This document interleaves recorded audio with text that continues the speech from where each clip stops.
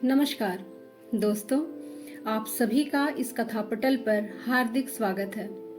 जैसा कि आप सभी को पता ही है कि इस चैनल का उद्देश्य हिंदी कथा विधा का प्रचार प्रसार है और इसलिए न सिर्फ हिंदी लेखकों वरन दूसरे भारतीय भाषाओं के लेखकों की कहानियां भी इस पर सुनाई जाती हैं, जिससे हिंदी भाषी कथा प्रेमी भी दूसरी भाषाओं की कहानियां हिंदी भाषा में सुन सके। और अब तक तमिल, बांग्ला, उड़िया, पंजाबी, सिंधी, नेपाली, मणिपुरी भाषा की कहानियां आप सुन चुके हैं और इस क्रम में आज लेकर आई हूं मलयालम भाषा की कहानी फेसबुक, जिसके लेखक हैं अकबर कक्कटिल, जो समकालीन मलयालम साहित्य में प्रसिद्ध लेखक हैं। इस कहानी के केंद्र में है स्त्री पुरुष की मित्रता। क्या ये मित्रता इतनी आसान है जितनी समझी जाती है, या जिसे समाज जटिल बना देता है? इसका सुंदर अनुवाद किया है सफल अनुवादक के रूप में पहचान बना चुके डॉक्टर सुमित पीवी। तो आइए सुने मलयालम कहानी फेसबुक।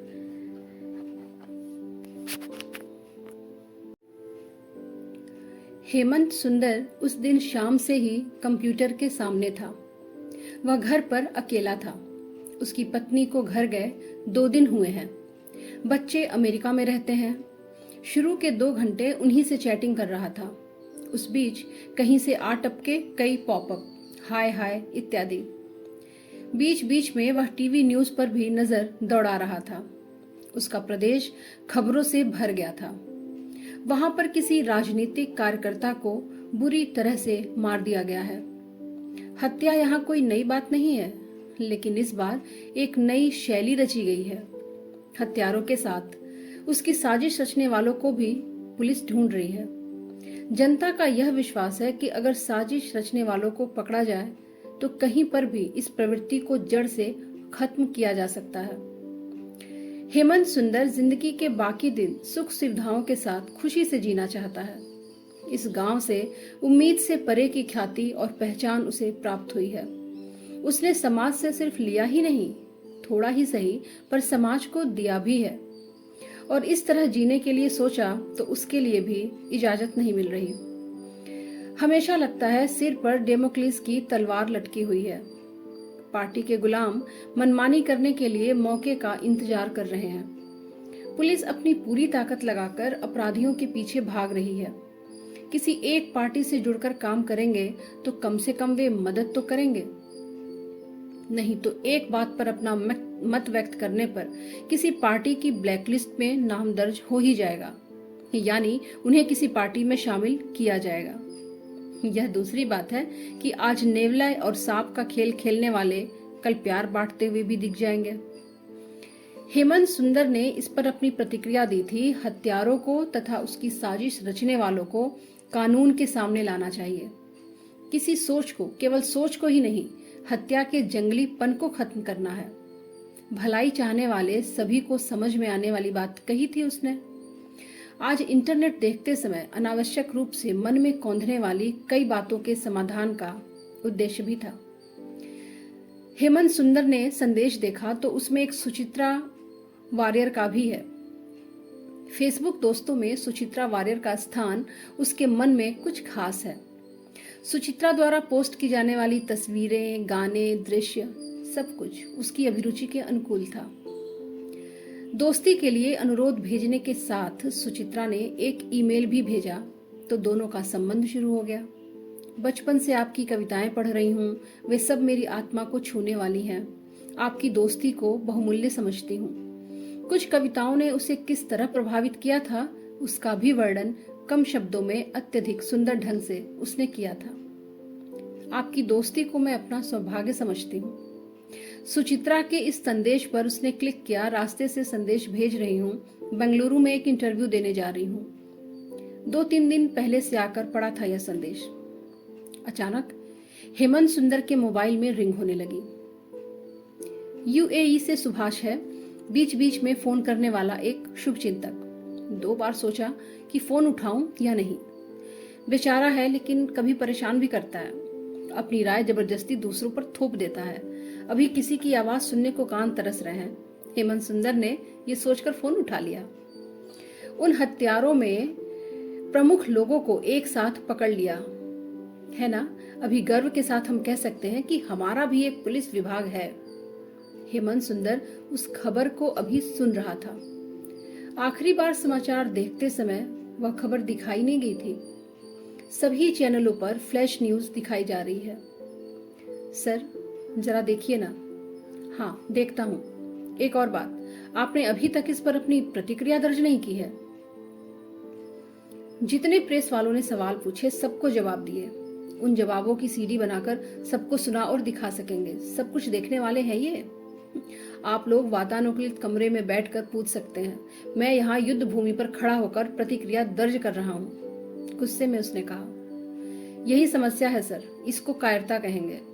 हाँ ठीक है, अगर आप हिम्मत वाले हैं तो यहाँ आकर प्रतिक्रिया दर्ज कीजिए, मौका मैं दे दूंगा। सुभाष हंसा, सर आप भी। और सुभाष, मुझे जो कुछ कहना है वह तो मैंने पहले ही कह दिया। मुझे तुम लोगों से जो बात करनी है उसका माध्यम मेरी रचनाएं हैं, उन पर जरा गौर कीजिए। सुभाष, तुम मेरे हित चिंतकों में से हो, इसलिए एक और बात, मेरी अपनी शैली में मैंने खुल्लम खुल्ला अपनी प्रतिक्रिया दर्ज की है। टीवी पर था, इधर के कई समाचार पत्रों में भी था। सुभाष से बात कर फोन रखने के बाद हेमंत सुंदर कमरे में ही टहल रहा था। तुरंत याद आया कि न्यूज नहीं देखी। हत्यारों को पकड़ने के बाद दृश्य तथा उसके विवरणों की भरमार है टीवी चैनलों में। ऐसा लगा कि पुलिस को आजादी मिलने पर वे जग गए तथा बहुत जोश के साथ काम करने लगे। जो आजादी मिली है वे उसका दुरुपयोग न करें। उनके द्वारा खोजे जाने वाले हत्यारे तथा उसकी साजिश रचने वाले सब वे ही हों, नहीं तो सही को भी गलत के रूप में व्याख्यायित किया जाएगा। और इस तरह के कई विचारों के साथ वह सोने की तैयारी करने लगा। वह सभी लाइट बंद कर सोने के लिए कमरे में गया। बाहर अंधेरा घना होने लगा था। नींद के इंतजार में लेटा तो बाहर कुछ फटने जैसी आवाज। क्या कोई हल्ला भी है? कान खड़े कर सावधान होकर सुना तो कुछ भी नहीं है। यह सब कुछ मामूली बात है। लेकिन नए संदर्भ में नहीं, कुछ नहीं। बीच में कभी नींद की ओर हेमंत फिसल गया। चौंक कर जागा तो कॉलिंग बेल की आवाज। वह लाइट जलाकर कमरे से निकला, मुख्य दरवाजे की ओर चला। लेंस से देखा तो एक स्त्री रूप। वह चकित हो गया। कौन है? पत्नी वापस तो नहीं आ गई?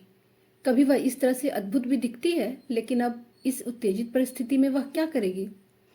पुनः बेल की आवाज। हेमंत सुंदर ने दरवाजा खोला।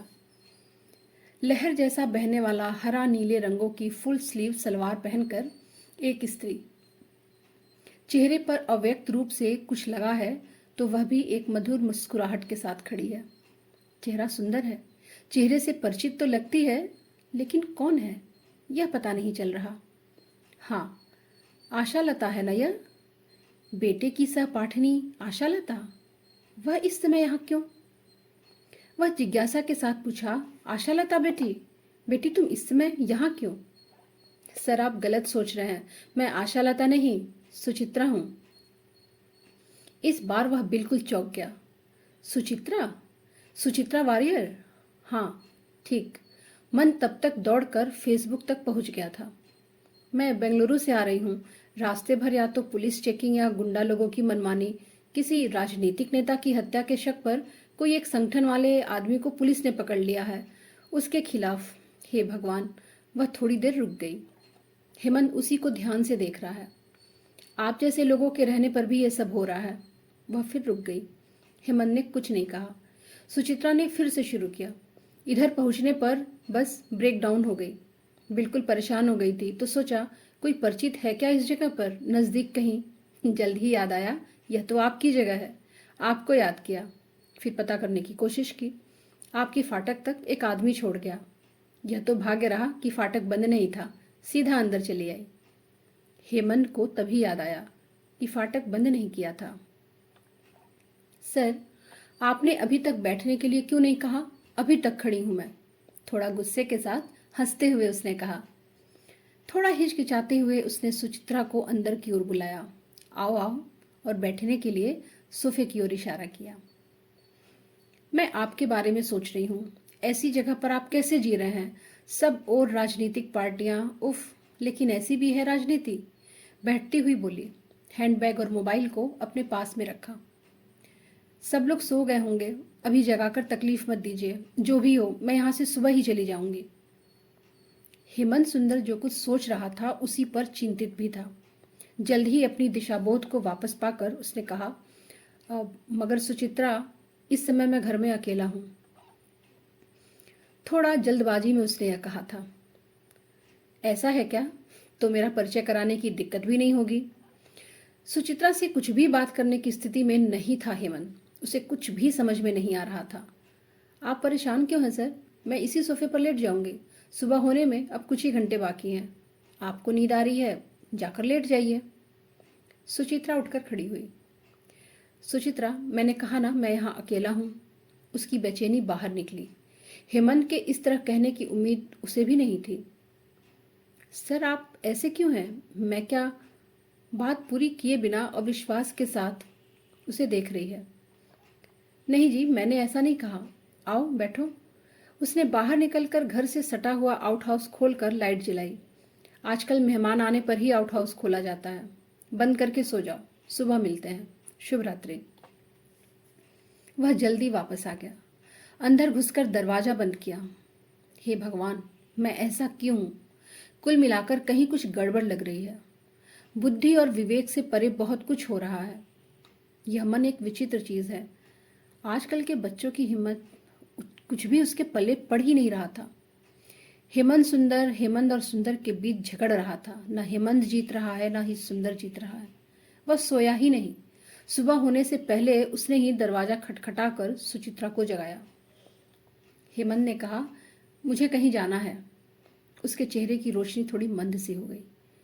आपसे बहुत बातें करने और लाइब्रेरी देखने की इच्छा थी। बाद में कभी देखूंगी, है ना? हाँ, बाद में कभी ज़रूर। उसके रहने पर किसी दिन मैं बुलाऊंगा। सुचित्रा मुस्कुराई।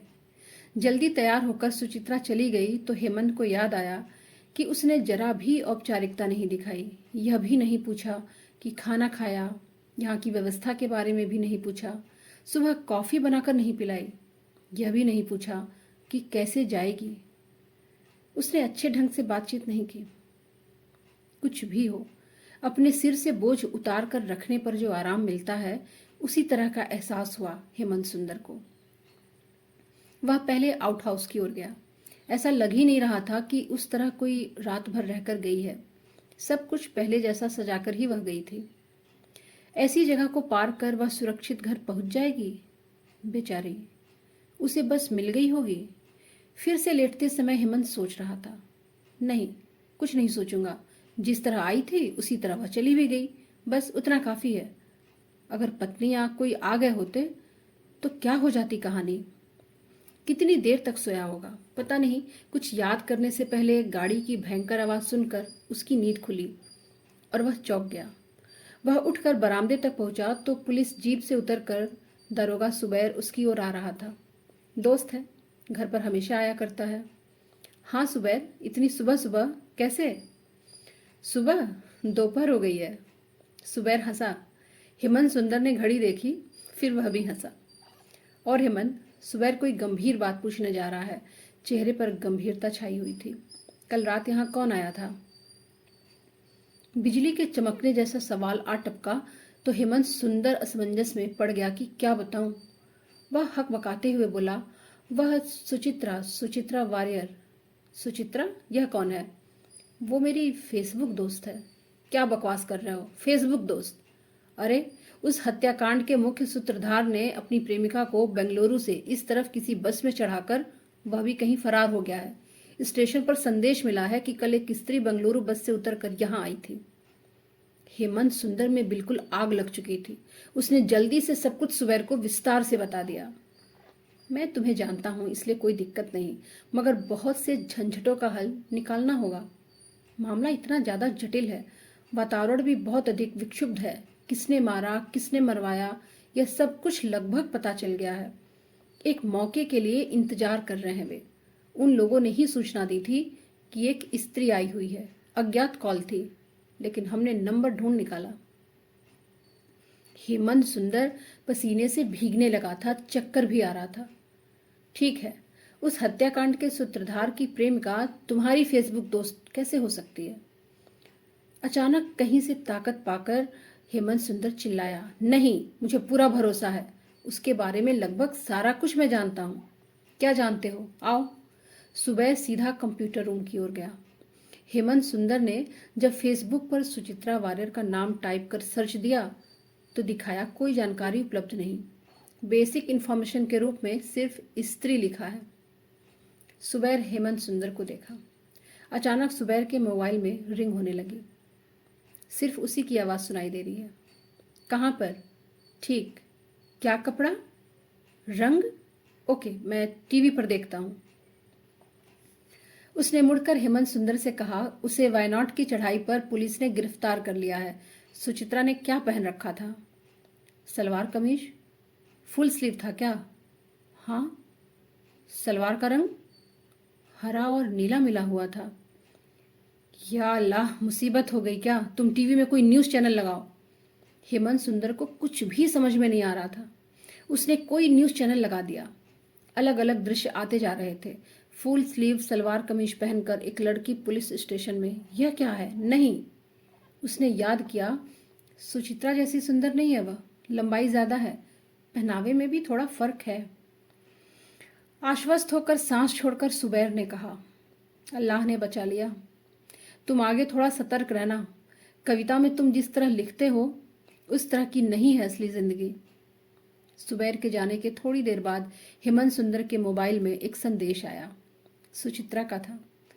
आप मेरी सोच के अनुरूप बिल्कुल नहीं हो।